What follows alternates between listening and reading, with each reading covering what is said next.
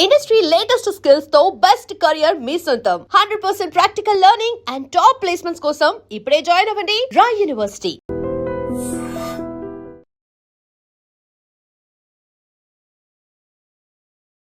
నమస్కారం, welcome to iDream. Health talks with Vijitha కార్యక్రమానికి స్వాగతం.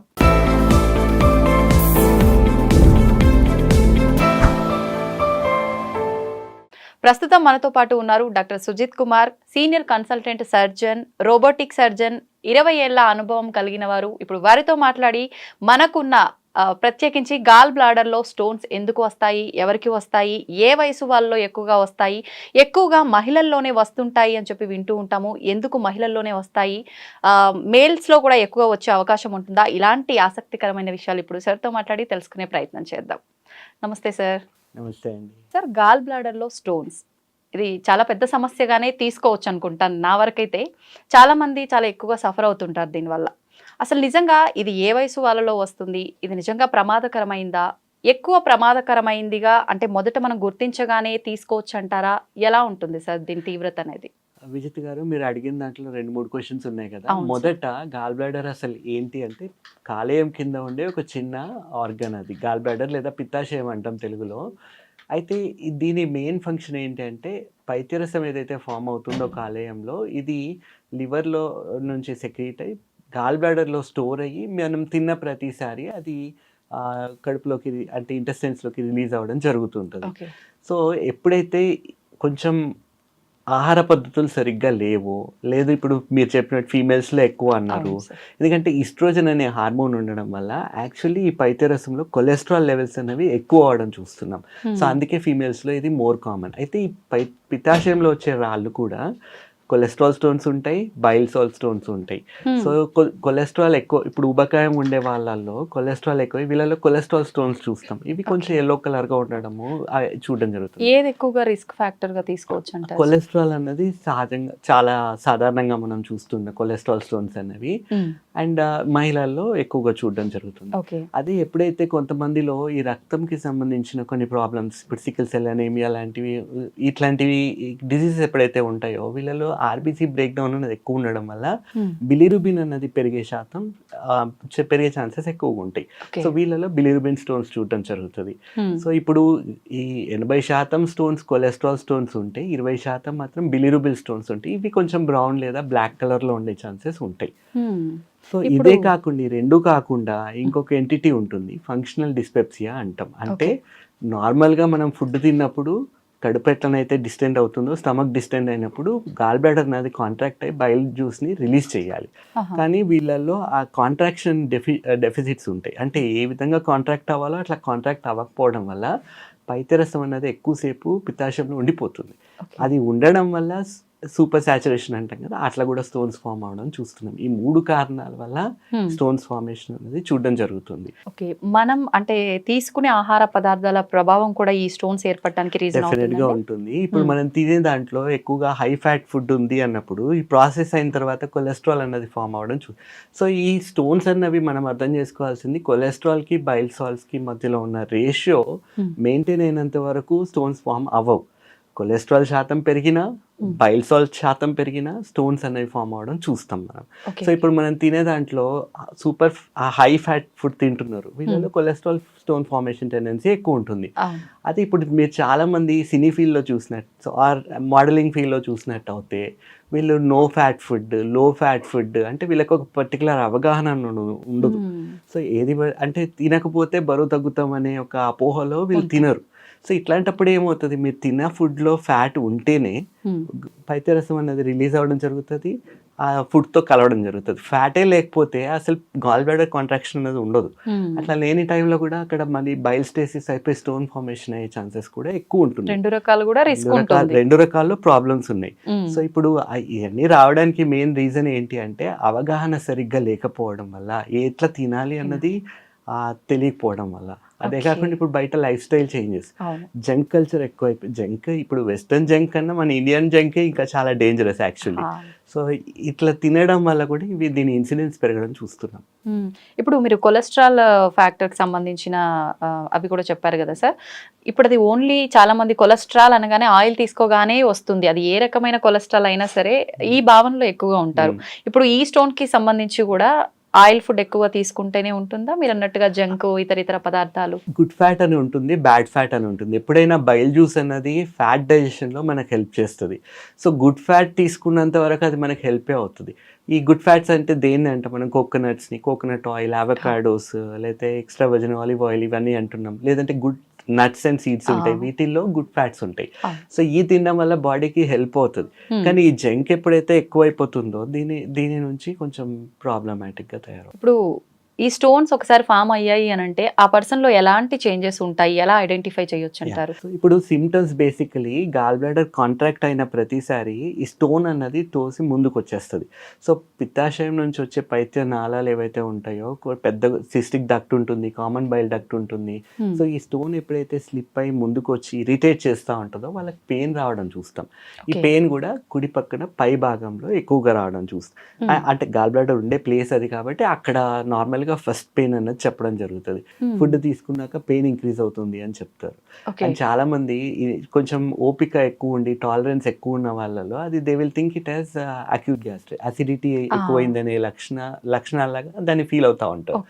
సో ఇప్పుడు చాలా మందికి ఇది కాంప్లికేట్ అయింది, కోలిసిస్టైటిస్ డెవలప్ అయింది అన్నప్పుడు పెయిన్తో పాటు ఫీవర్ ఉంటుంది, ఫీవర్తో పాటు వాంతులు ఉంటాయి, వామిటింగ్స్ ఉంటాయి. అండ్ ఈ పెయిన్ అనేది ఇక్కడ మొదలయ్యి it can radiate to the shoulder blades మధ్యలోకి రేడియేట్ అవ్వచ్చు, కుడి షోల్డర్కి రేడియేట్ అయ్యే ఛాన్సెస్ ఉంటాయి, బ్యాక్ రేడియేట్ అవ్వచ్చు. కొన్నిసార్లు ఈ స్టోన్స్ అనేవి స్లిప్ అయ్యి సిబిడి కామన్ బైల్ డక్ట్లోకి వచ్చి అబ్స్ట్రక్ట్ చేసాయంటే కొలాంజైటిస్ లాంటి లక్షణాలు రావచ్చు. అంటే ఆ సిబిడి డయామీటర్ అనేది పెరిగిపోతుంది. వీళ్ళలో సర్జికల్ జాండీస్ అన్నది చూస్తాం. జాండీస్లో కూడా మెడికల్ జాండీస్, సర్జికల్ జాండీస్ ఉంటుంది. వీళ్ళలో డైరెక్ట్ బిలిరుబిన్ పెరిగిపోవడం చూస్తాం. సో ఇప్పుడు ఆ పైత్య రసం అన్నది కిందికి ఆ నాళ వాట్ ఎవర్ పైత్య నాళం గుండా it should enter in to the small intestine. ఇప్పుడు ఇది అడ్డుపడుతుంది కాబట్టి పైత్య రసం అనేది కిందికి రాదు, అది బాడీలో జాండీస్ లాగా మేనిఫెస్ట్ అవుతూ ఉంటుంది. సో మళ్ళీ దీనికి మొత్తం ట్రీట్మెంటే మళ్ళీ చేంజ్ అయిపోతుంది. సిబిడి ఎక్స్ప్లోరేషన్ చేసి ఆ సిబిడి స్టోన్స్ అన్న తీయాలి, లేదు పేషెంట్ ఫిట్గా లేరు అన్నప్పుడు మళ్ళీ వాళ్ళని ఈఆర్సిపి అని టెస్ట్ చేసి ఆ స్టోన్ రిట్రీవ్ చేసి స్టెంట్ వేయడం కంప్లీట్గా డిఫరెంట్గా అయిపోతుంది. అప్పుడు రిస్క్ ఇంకా డబుల్ అయ్యే ఛాన్సెస్, డబుల్ అని చెప్పలేము. అంటే ఇంకా డెఫినెట్లీ సింపుల్గా అయిపోయే ప్రొసీజర్ని మనం ఒక 6 వారాల దాకా డిలే చేసుకున్నట్టు అవుతుంది. మీరు అన్నట్టు రెండో ప్రొసీజర్ కూడా అయ్యే ఛాన్సెస్ ఉంటాయి. ఓకే, అయితే వన్స్ ఇప్పుడు మీరు చెప్పిన సిమ్టమ్స్ ఎవరికైతే కనిపించగానే మీరు ఇందాక అన్నట్టుగా చాలా మంది గ్యాస్ట్రిక్ ప్రాబ్లమ్ ఏమో, ఫుడ్ ఎఫెక్ట్ వల్ల అల్సర్ ఫామ్ అయ్యి అలా అవుతుందేమో, ఇలా ఆలోచించి చాలా డిలే చేస్తుంటారు డాక్టర్ కన్సల్టేషన్కి. వన్స్ ఒకసారి ఇలాంటి సిమ్టమ్స్ కనిపించినాక వెంటనే హాస్పిటల్కి రావాల్సి ఉంటుందా, లేదు అని అంటే ఎంతవరకు వస్తే కనుక రిస్క్ తక్కువ ఉండే అవకాశం ఉంటుంది? నా ఎక్స్పీరియన్స్లో ఎప్పుడైతే మనం దాన్ని సొంత నిర్ణయాలు తీసుకొని మనం ఓవర్ ది కౌంటర్ మెడిసిన్ తీసుకొని ఆ ప్రాపర్ గైడెన్స్ లేకుండా ఏదైతే చేస్తున్నామో వాళ్ళలోనే ప్రాబ్లమ్స్ ఎక్కువ అవడం చూస్తున్నాం. సో ఎప్పుడైనా కానీ ప్రాబ్లం ఉందన్నప్పుడు సింపుల్గా వెళ్ళి ఒకసారి కన్సల్ట్ అవుతే. ఇప్పుడు ఇంకోటి అండి, చాలా మంది ఏం భయపడతా ఉంటారు, ఇప్పుడు సర్జన్ దగ్గరికి పోతే ఫస్ట్ సర్జరీ చేసేస్తారు. అట్లా ఉండదు. 100 కేసులు వస్తే దాంట్లో 10 మందిలో ప్రాబబ్లీ సర్జరీ అవసరం పడుతుందేమో. ఓకే, అండ్ సో ప్రతిదానికి సర్జరీ ఫస్ట్ సొల్యూషన్ కాదు, ఫస్ట్ మెడికల్ మేనేజ్మెంటే ఉంటుంది. మెడికల్ మేనేజ్మెంట్లో రెస్పాన్స్ కావాల్సినట్టు లేదు, పేషెంట్కి హెల్ప్ అవ్వట్లేదు అన్నప్పుడు నెక్స్ట్ స్టెప్ ఏంటి అన్నది ఆలోచిస్తాం. ఇప్పుడు గాల్ స్టోన్సే ఉన్నాయి, గాల్ స్టోన్స్ కి మెడికల్ మేనేజ్మెంట్ ఉంది, కాకపోతే అది ఎంతవరకు ఎఫెక్టివ్ ఉంది అన్నది క్వశ్చన్ మార్క్. ఎందుకంటే ఇప్పుడు కొంతమందిలో 6 months మెడిసిన్ వాడిన తర్వాత కొత్త స్టోన్స్ ఫామ్ అవ్వట్లేదు, చాలా తక్కువ మందిలో ఆల్రెడీ ఫామ్ అయిన స్టోన్స్ పోవడం అన్నది చూస్తున్నాం.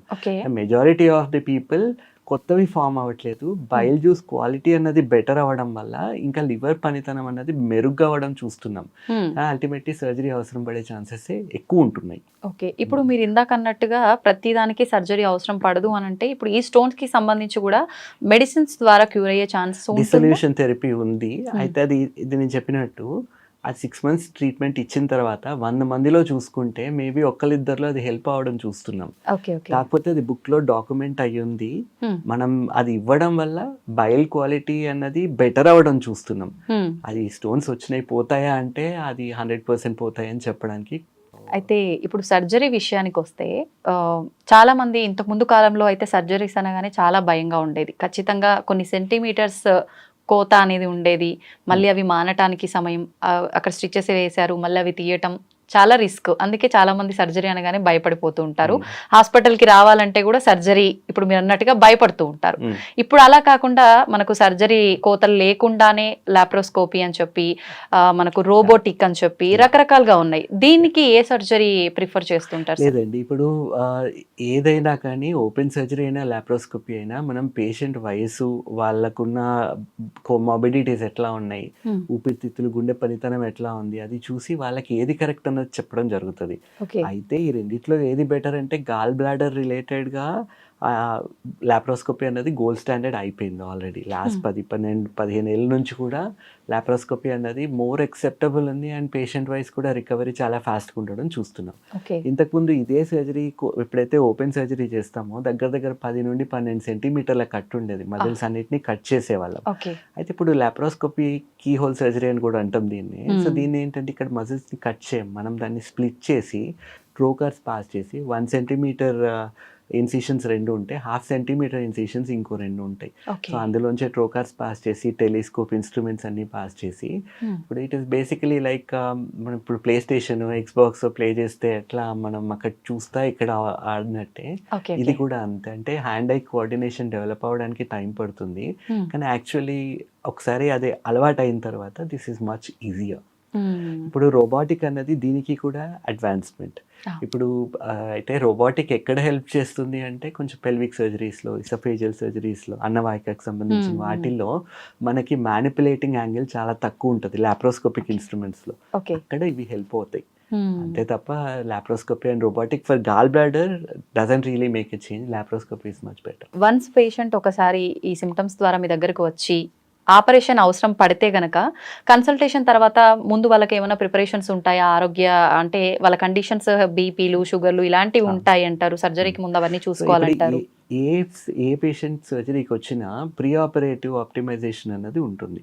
ఇది సహజంగా ఇప్పుడు యంగ్ ఏజ్ వాళ్ళు ఉన్నారు, వారం 10 రోజుల్లో మనం ఆప్టిమైజ్ చేయడానికి ఉంటుంది. అదే పెద్ద వయసు వాళ్ళు వచ్చినప్పుడు వీళ్ళలో విటమిన్ డెఫిషియన్సీస్, ఇప్పుడు ఆడవాళ్ళు ఉన్నారు, వాళ్ళు ఆల్రెడీ మల్టిపుల్ డెఫిషియన్సీస్, ఎక్కువ ఐరన్ డెఫిషియన్సీస్ ఇవి కూడా ఎక్కువగా చూడడం జరుగుతుంది. సో ఫస్ట్ వీటన్నిటిని కరెక్ట్ చేసుకొని ఒక 2 నుంచి 3 వారాల టైం పట్టే ఛాన్సెస్ ఉంటాయి. అదే కాకుండా కౌన్సిలింగ్ అన్నది ఉంటుంది. బేసిక్గా సర్జరీ అనగానే టెన్షన్ పడిపోతూ ఉంటారు కదా, సో యాంగ్జైటీని తగ్గించడానికి వాళ్ళని ఒక 2 to 3 times రమ్మని చెప్తాం. ఎందుకంటే ఓటీ లోపలికి వెళ్ళినప్పుడు అక్కడ టెన్షన్తో బీపీ పెరిగేదానికన్నా 2-3 సార్లు సర్జన్ దగ్గరికి వచ్చి వాళ్ళ అనుమానాలు ఏవైతే ఉన్నాయని క్లారిఫై చేసుకుంటే on the day of the surgery వీళ్ళు చాలా కంఫర్టబుల్గా ఉండడం చూస్తున్నాం. సో ఈ ప్రిపరేషన్కి కొంతమందికి 2 వారాలు పట్టొచ్చు, కొంతమందికి 4 నుంచి 6 వారాలు కూడా పట్టొచ్చు. So after preoperative optimization, after correcting all the nutritional deficiencies will take them for the procedure. Food విషయానికి వస్తే సర్జరీకి ముందు కానీ తర్వాత కానీ ఎటువంటి జాగ్రత్తలు తీసుకోవాలి? ఫుడ్ ఎప్పుడైనా ఇప్పుడు చాలా మందికి ఇప్పుడు నాకు రీసెంట్గా కూడా ఒక 10 days కింద కూడా ఒక అబ్బాయి, మగవాళ్ళలో కూడా ఉంటాయి ఈ స్టోన్స్. సో ఈ అబ్బాయి ఏంటంటే ప్రొద్దున్న నుంచి, అంటే ఈయనకి బరువు తగ్గాలి బేసిక్గా, ప్రొద్దున్న నుంచి తినేవాడు కాదు, మధ్యాహ్నం అవాయిడ్ చేసేవాడు, జిమ్కి వెళ్ళేవాడు ఈవినింగ్, రాత్రి ఇంకా ఆకలి ఉండబట్టలేక బిర్యానీ తెప్పించుకొని తినేసేవాడు. సో ప్రాబ్లం ఇక్కడే అవుతుంది. ఏమవుతుందంటే హై ఫ్యాట్ ఫుడ్ ఒకటేసారి తీసుకునే వరకు పొద్దున్న నుంచి కామ్గా ఉన్న గాల్ బ్లాడర్ సడన్ గా ఫోర్సిబుల్ కాంట్రాక్ట్, ఎంత హై ఫ్యాట్ దొరికితే అంత గట్టిగా కాంట్రాక్ట్ అవుతుంది. సో ఆ స్టోన్స్ అనేవి చిన్న స్టోన్స్ ఉంటే, ఇప్పుడు చాలా మందికి ఇంకొక అపోహ ఉంటుంది, చిన్న స్టోన్స్ కదా ప్రాబ్లం రాదు. యాక్చువల్లీ చిన్న స్టోన్స్ ఉన్నప్పుడే ఇది ఫోర్సిబుల్ కాంట్రాక్షన్ తోని ఆ పైత్యనాళం యొక్క డయామీటర్ చాలా 2 millimeters కన్నా తక్కువ ఉంటుంది. సో అంతకన్నా చిన్న స్టోన్ ఉంటే అది ఈజీగా స్లిప్ అయ్యి అది అక్కడ అబ్స్ట్రక్ట్ అయ్యే ఛాన్సెస్ కూడా ఉండొచ్చు. సో అందుకని ఇట్లాంటి ఇర్రెగ్యులర్ డైట్ హ్యాబిట్స్ లేకుండా ఉంటే ఈ ప్రాబ్లమ్స్ అన్నవి రావు. ఇవి ఎక్కువ శాతం ఈ ఇర్రెగ్యులర్ డైట్ హ్యాబిట్స్ ఉన్న వాళ్ళలోనే ఈ ప్రాబ్లమ్స్ ఎక్కువగా చూడడం జరుగుతుంది. ఈ స్టోన్స్ రిపీటెడ్గా వచ్చే ఛాన్సెస్ ఉంటుందా సార్? అదే ఇప్పుడు ఒకసారి ఇంకొక విజిత గారు ఇంకొక యాప్ క్వశ్చన్ ఏంటంటే ఇక్కడ చాలా మంది అడిగేది కిడ్నీలో స్టోన్స్ ని తీసేస్తారు కదా, ఇందులో కూడా ఓన్లీ స్టోన్స్ తీసేయవచ్చా? సో అట్లా ఉండదు, ఎందుకంటే పైత్యరసం అన్నది సర్ఫేస్ టెన్షన్ చాలా తక్కువ ఉంటుంది, అంటే సబ్బు నీళ్ళు మాదిరి ఉంటుంది. ఇప్పుడు మనం గాల్ బ్లాడర్ ఓపెన్ చేసి ఓన్లీ స్టోన్స్ మాత్రం తీసి క్లోజ్ చేసామంటే ఆ పైత్యరసం మొత్తం లీక్ అయ్యి బిలియరీ పెరిటోనిటిస్ అయిపోతుంది, మొత్తం పొట్టంతా స్ప్రెడ్ అయిపోతుంది. సో అది చేయడానికి ఉండదు, ఇక్కడ పిత్తాశయమే తీసేయాలి. సో ఎప్పుడైతే మనం పిత్తాశయంని తీసేస్తామో అసలు మళ్ళీ స్టోన్ ఫామ్ అయ్యే ఛాన్సెస్ ఉండవు. నార్మల్ గా పిత్తాశయంలో అందరు కంగారు పడిపోతా ఉంటారు, మళ్ళీ పిత్తాశయం తీసేస్తే మరి డైజెషన్ ఎట్లా అని చెప్పేసి. మనం అర్థం చేసుకోవాల్సింది ఏంటంటే కాలేయంలో ఒక రోజులో 1/2 లీటర్ నుంచి లీటర్ వరకు బైల్ జ్యూస్ ఫామ్ అవ్వచ్చు. సో ఇందులో కూడా ఏమవుతుందంటే 90% ఆఫ్ ది బైల్ జ్యూస్ ఇంటెస్టైన్లోకి డైరెక్ట్గా వచ్చేస్తుంది. ఒక 10% మాత్రం గాల్ బ్లాడర్కి వెళ్ళి అది కాన్సన్ట్రేట్ అయ్యి తిన్నప్పుడు రిలీజ్ అవుతుంది. Okay okay. సో ఇప్పుడు గాల్ బ్లాడర్ తీయడం వల్ల ఏమవుతుంది, ఆ 90% ప్లేస్లో 100% బైల్ జ్యూస్ అనేది డైరెక్ట్గా ఇంటెస్టైన్లోకి వచ్చేస్తూ ఉంటుంది. సో అది ఫ్యాట్తోని మిక్స్ అవుతా ఉండడానికి మనం రెగ్యులర్ ఇంటర్వెల్స్లో ఫుడ్ తీసుకోండి, గుడ్ ఫ్యాట్ ఉన్న ఫుడ్ తీసుకోండి అని చెప్పడం జరుగుతుంది తర్వాత. సో ఒకసారి ఇంకా స్టోన్స్ వచ్చి మనం సర్జరీ చేస్తే మళ్ళీ వచ్చే ఛాన్సెస్ ఉండవు ఇంకా. ఓకే, అక్కడ ఆర్గానే లేనప్పుడు ఇంకా మనకు అది వచ్చే ఛాన్సే ఉండదు. కానీ చాలా వరకు నాకైతే తెలియదు సార్ ఇప్పటి వరకు మొత్తం అక్కడ పిత్తాశయమే తీసేస్తారు అని చెప్పైతే చాలా మందిలో ఉంటుంది కదా ఇది అపోహ. అండ్ చాలా మందిలో భయం కూడా ఉంటది, ఇది నా న్యాచురల్ గా వచ్చిన పార్ట్, దీన్ని తీసేస్తే మళ్ళీ నాకు డైజెషన్, చాలా మంది అడుగుతూ ఉంటారు తీసేసిన తర్వాత డైజెషన్ ప్రాబ్లమ్స్ ఉంటాయి కదా ఇంకా లైఫ్ అంతా అని. అసలు ప్రాపర్ ఎవాల్యుయేషన్ చేసి అవగాహన క్రియేట్ చేసి అసలు ఎందుకు వస్తుంది, ముందే ఈ ప్రీ ఆపరేటివ్ ఆప్టిమైజేషన్ అన్నాం కదా, అసలు యాసిడిటీ కూడా ఉంటే లైఫ్ స్టైల్ మోడిఫికేషన్ ద్వారా వాళ్ళకి నేర్పించడం జరుగుతుంది ఫస్ట్, దాని తర్వాత ప్రొసీజర్ చేస్తే అసలు ప్రాబ్లమ్స్ ఏమి ఉండట్లేదు, అపోహలు. అండ్ ఇంకోటి ఈ పిత్తాశయంలో స్టోన్స్ వచ్చినాయి అంటేనే గాల్ బ్లాడర్ డిజీజ్ అయిపోయింది, అది ఉండడం వల్ల ఎప్పటికైనా ప్రాబ్లం వస్తుంది తప్ప దానివల్ల బెనిఫిట్ ఏమీ లేదు, అది అర్థం చేసుకోవాలి. ఇప్పుడు కిడ్నీది అట్లా కాదు, కిడ్నీ ఫంక్షన్ అనేది డెఫినెటివ్ గా ఉంది, కిడ్నీని తీయడానికి లేదు. సో స్టోన్ తీసేసిన తర్వాత ఇంకోటి కిడ్నీలో ఉండే స్టోన్స్ కాల్షియం స్టోన్స్, అవి కరగడానికి మందులు కూడా ఉన్నాయి, అవి వాడితే 1-2 months లో కరిగి పడిపోతున్నాయి ఇక్కడ.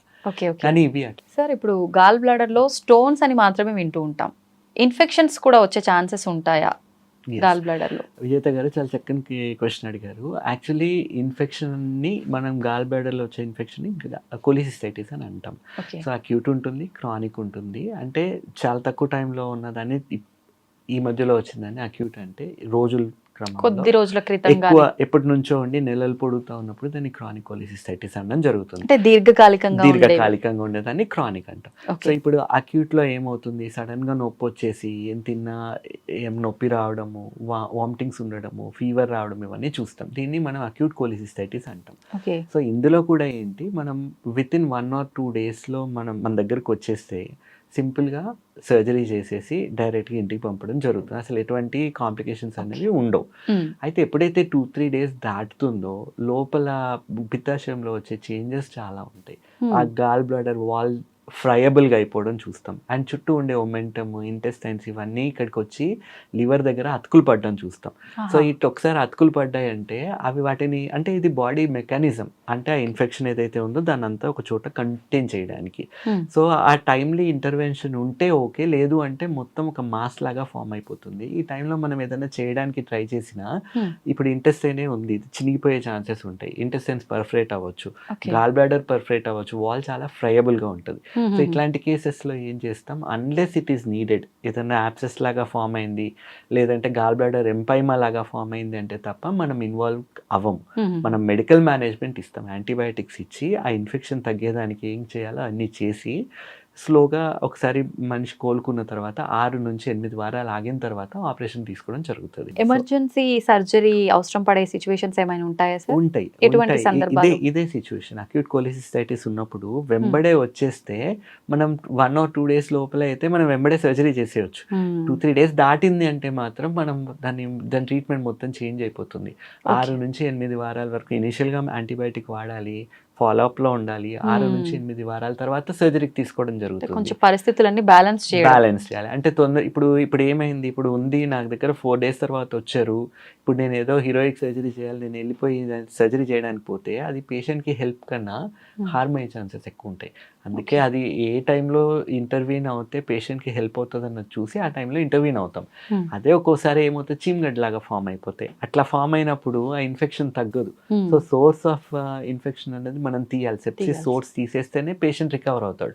అట్లాంటి టైంలో మనం 4-5 రోజులు అయినా కానీ మనం ఒక్కోసారి ఇంటర్వ్యూన్ చేసి ఆ పస్ని మాత్రం డ్రైన్ చేసి యాక్చువల్ గాల్ బ్లాడర్ని మనం మళ్ళీ 6 నుంచి 8 వారాల తర్వాత తీయాల్సి వస్తుంది. సో ఇదొక ఇది ఉంటుంది. సో ఎప్పుడైనా కానీ ప్రాపర్ అవేర్నెస్తోని ప్రాపర్ సూపర్విజన్లో చేసుకుంటే గైడెన్స్లో ఉంటే ఇట్లాంటి అన్నెసరీ హెడేక్స్ మనం అవాయిడ్ చేయవచ్చు. సార్ అసలు మనం టాపిక్ అంతా మాట్లాడుకున్నాము. నేను ఈ క్వశ్చన్ అడగడం మర్చిపోయానో తెలియదు కానీ నాకు ఇప్పుడే అడగాలనిపిస్తుంది. దీనికి సంబంధించి అసలు ఎలాంటి టెస్ట్లు ఉంటాయి? బేసిక్గా అల్ట్రాసౌండ్ స్కాన్ ఉంటుంది కదా, అల్ట్రాసౌండ్ అబ్డామిన్ అని అంటాం. Ultrasound abdomen is enough. So సాధారణంగా ఏం చెప్తాం మనం, ఎనీ పర్సన్ ఒక్కసారి చేయించుకోండి అని. ఇప్పుడు యంగ్ ఏజ్లో ఉంటారు, 15-20 ఏళ్ళకు కూడా వాళ్ళలో మనం గాల్ బ్లాడర్ స్టోన్స్ చూస్తున్నాం. సో ఇప్పుడు చాలా మందికి సికిల్ సెల్ ట్రేట్ అని, సికిల్ సెల్ డిజీజ్ అని ఉంటున్నాయి. చాలా మంది కాదు, సహజంగా ఉంటున్నాయి. కానీ అది మనం బ్లడ్ టెస్ట్ చేయించినప్పుడు వాళ్ళు చేయించుకోరు. బ్లడ్ టెస్ట్ సింపుల్ అల్ట్రాసౌండ్లో స్టోన్స్ ఉంటున్నాయి గాల్ బ్లాడర్లో. అరే గాల్ బ్లాడర్లో ఈ వయసులో స్టోన్స్ ఎందుకు ఉన్నాయని మనం చెక్ చేపిస్తే ఈ వేరే బ్లడ్ డిజార్డర్స్ ఉండడం తెలుస్తుంది. సో ఇట్లాంటి వాళ్ళలో మనం ఏం చేస్తాం, ఈ పిత్తాశయంతో పాటు స్ప్లీన్ అనేది ప్లీహం అంటాం కదా, దాన్ని కూడా తీసేయడం జరుగుతుంది. సో దానికి మళ్ళీ వేరే ప్రోటోకాల్ ఉంటుంది. సో వ్యాక్సినేషన్స్ అన్నీ ఇచ్చి వాళ్ళందరినీ కౌన్సిల్ చేసి, ఇప్పుడు ప్లీహం తీసేస్తే ఓవర్వెల్మింగ్ ఇన్ఫెక్షన్స్ అంటే రేపొద్దున ఏదైనా ఇన్ఫెక్షన్ వస్తే చాలా ఫ్లేర్ అప్ అయ్యే ఛాన్సెస్ ఉంటాయి. సో వాళ్ళని కౌన్సిల్ చేసి వాళ్ళకి చెప్పి ఈ ప్లీహం కూడా కొన్ని వ్యాక్సినేషన్స్ ఇచ్చి తర్వాత 2 సర్జరీలు ఒకటేసారి లాప్రోస్కోపీ ద్వారానే చేయడం జరుగుతుంది. ఇప్పుడు కొన్ని రకాల సర్జరీస్ అయినప్పుడు కొన్ని రకాల ప్రత్యేకమైన డిసీజెస్కి ఖచ్చితంగా లైఫ్ టైం మెడిసిన్ వాడుతూనే ఉండాలి అంటుంటారు. దీనికి సంబంధించి ఎలా ఉంటుంది? అవసరం లేదు. మన లైఫ్ స్టైల్ మోడిఫికేషన్ ఇందాక అనుకున్నట్టు ఇప్పుడు పైత్యరసం అన్నది ఫ్యాట్ సాల్యుబుల్ విటమిన్ డెఫిషియన్సీ రాకుండా గాల్ బ్లాడర్ ఉండడం వల్ల మనకి ఈ విటమిన్ డెఫిషియన్సీ రాకుండా ఉంటుంది. ఇది లేకపోవడం వల్ల మనం గుడ్ ఫ్యాట్స్ రెగ్యులర్ ఇంటర్వెల్స్లో తీసుకుంటా ఉంటే ఆ విటమిన్ ఏ, డి, ఈ, కే అన్నవి వీటి లెవెల్స్ మెయింటైన్ అవ్వడం చూస్తున్నాం. కాకపోతే ఒకసారి ప్రొసీజర్ తర్వాత వన్స్ ఇన్ ఇయర్ ఆర్ 2 yearsకి ఒకసారి ఈ బేసిక్ విటమిన్స్ని చెక్ చేసుకుంటే సరిపోతుంది. డెఫిషియన్సీ వస్తుంది అంటే దాని సప్లిమెంటేషన్ తీసుకోవడం బెటర్. కంప్లీట్ ఫుడ్ విషయంలో ఎలాగో చెప్పారు. ఆఫ్టర్ సర్జరీ జాగ్రత్తలు తీసుకోవాలి అని అంటే ఎటువంటి జాగ్రత్తలు తీసుకోవాలి? కొద్ది రోజుల వరకు ఈ డైజెషన్ రిలేటెడ్ ఇష్యూస్ రాకుండా ఉండడానికి కొన్ని మెడిసిన్స్ ఇస్తాం. దాంతో పాటు వీళ్ళు డయటరీ డిసిప్లిన్ అన్నది ఫాలో అవ్వాలి. ఇప్పుడు ప్రాబ్లం ఫస్ట్ నుండి కూడా ఎందుకు వచ్చింది, ఆహార నియంత్రణ లేకపోవడం, ఇష్టం వచ్చినట్టు తినడం వల్ల వచ్చింది. సో ఇప్పుడు అట్లా కాకుండా వీళ్ళని ఎడ్యుకేట్ చేయడం జరుగుతుంది. ఎవ్రీ 2 hours ఒకసారి ఫైబర్ రిచ్ ఫుడ్ తీసుకోవడము అండ్ ఇంటెస్టైనల్ మూమెంట్స్ అనేవి రెగ్యులర్గా జరుగుతూ ఉండాలి. గుడ్ ఫ్యాట్ అన్నది రెగ్యులర్ ఇంటర్వెల్స్లో ఇస్తూ ఉండాలి. సో అది పైత్యరసంతో కలిసి ఫ్యాట్ సాల్యుబుల్ విటమిన్ డెఫిషియన్సీ రాకుండా ఉంటుంది ఫ్యూచర్లో. So high fibre diet, plenty of oral fluids, early dinner. So కొంచెం తినంగానే పీపుల్ టెంట్ ఇప్పుడు మనకున్న లైఫ్ స్టైల్లో ప్రొద్దున మధ్యాహ్నం తినట్లేదు, రాత్రి they want to eat and go to sleep. So ఆ తినంగానే పడుకుంటే ఏమవుతుంది, తిన్నది అరగట్లేదు, నిద్ర పట్టట్లేదు, ప్రొద్దున లేచిన తర్వాత రాత్రి తిన్నది అరగకపోతే పొద్దున ఆకలి వేయట్లేదు. సో ఒక నెగటివ్ సైకిల్లో ఉండి ఆకలి వేయట్లేదు, ప్లస్ మెటబాలిజం మొత్తం తగ్గిపోతుంది, స్లీప్ డిస్టర్బ్ అవుతుంది, డీప్ స్లీప్ లేకపోతే బాడీ రిపేర్ అవ్వట్లేదు. This is causing stress. Acidity మళ్ళీ స్ట్రెస్ని క్రియేట్ చేస్తుంది, స్ట్రెస్ మళ్ళీ యాసిడిటీని క్రియేట్. సో అదొక నెగటివ్ సైకిల్లో పడి అందులోనే ఉంటుంది. సో ఈ లైఫ్ స్టైల్ అంతా సెట్ చేయాలి. Understanding about life is important. Work అన్నది కంప్లీట్ లైఫ్ అనుకొని ప్రొద్దు నుంచి రాత్రి దాకా పనిచేస్తున్నారు. People have to understand work is only part of life. అవును. ఓకే, కంప్లీట్ సర్జరీ అయిపోయిన తర్వాత ఎన్ని రోజులు హాస్పిటల్లో ఉండాల్సి వస్తుంది? లేదండి, 1 day అండి. 1 day అంటే ఇప్పుడు నా లాస్ట్ 20 yearsలో కూడా admission is directly to the operation theatre. గంటలో ఆపరేషన్ అయిపోతుంది, రికవరీలో ఒక 3-4 గంటలు ఉంటారు, డైరెక్ట్గా రూమ్కి పంపిస్తాం. ఆ రోజు ఒక attender can stay with the patient in the room. Next day morning వీళ్ళు తినడము, స్నానం చేయడం, నడవడం, మెట్లు ఎక్కడం, దిగడం, ఎవ్రీథింగ్ ఈజ్ నార్మల్. అంటే వాళ్ళ వర్క్స్ అన్ని నార్మల్ గా వాళ్ళ హాస్పిటల్లోనే అన్ని చేస్తూ ఉంటారు.